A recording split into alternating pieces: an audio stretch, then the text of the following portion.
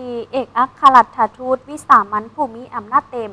แห่งสาธารณรัฐเกาหลีประจำลาวพร้อมด้วยคณะได้เข้าเยี่ยมคำนาบท่านประธานศาลประชาชนสูงสุดแห่งสปป.ลาวในวันที่ 18 พฤษภาคม 2026 ที่ศาลประชาชนสูงสุดท่านจองยองซูเอกอัครราชทูตวิสามัญผู้มีอำนาจเต็มแห่งสาธารณรัฐเกาหลีประจำลาวพร้อมด้วยคณะได้เข้าเยี่ยมคำนาบท่านไพวีศรีบัวลีภาประธานศาลประชาชนสูงสุดในโอกาสที่ท่านไพวีศรีบัวลีภาได้รับการแต่งตั้งให้ดำรงตำแหน่งเป็นประธานศาลประชาชนสูงสุดคนใหม่โอกาสนี้ท่านจองยองซูได้แสดงความยินดีสมเสยอย่างจริงใจต่อท่านไพวีศรีบัวลีภาที่ได้รับความไว้เนื้อเชื่อใจให้ดำรงตำแหน่งอันสูงส่งและมีเกียรติครั้งนี้พร้อมกันนั้นทั้งสองฝ่ายได้มีการปรึกษาหารือแลกเปลี่ยนคำคิดคำเห็นและทบทวนคืนการพัวพันร่วมมือระหว่างสปป.ลาวและสเกาหลี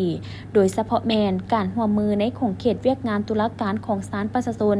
ให้มีความแน่นแฟ้นและขยายตัวเข้าสู่ล้วงลึกในต่อหน้าในโอกาสเดียวกันนี้ท่านไพวีศรีบัวลีภาก็ได้แสดงความขอบใจอย่างจริงใจต่อท่านเอกอัครราชทูตสเกาหลีพร้อมด้วยคณะที่ได้สละเวลาอันมีคุณค่ามาร่วมแสดงความยินดีและยืนยันที่จะสืบต่อหัดแน่นสายพัวพันมิตรภาพเพื่อส่งเสริมการพัฒนาเวียกงานตุลาการของทั้งสองประเทศให้มีประสิทธิภาพยิ่งขึ้นตอนท้ายของพิธีฝ่ายศาลประชาชนสูงสุดคณะผู้ต่างหน้าจากสถานทูตสเกาหลียังได้มีการมอบของที่ระลึกให้แก่กันและถ่ายรูปร่วมกันเพื่อเป็นที่ระลึกแห่งสายพัวพันอันดีงามในครั้งนี้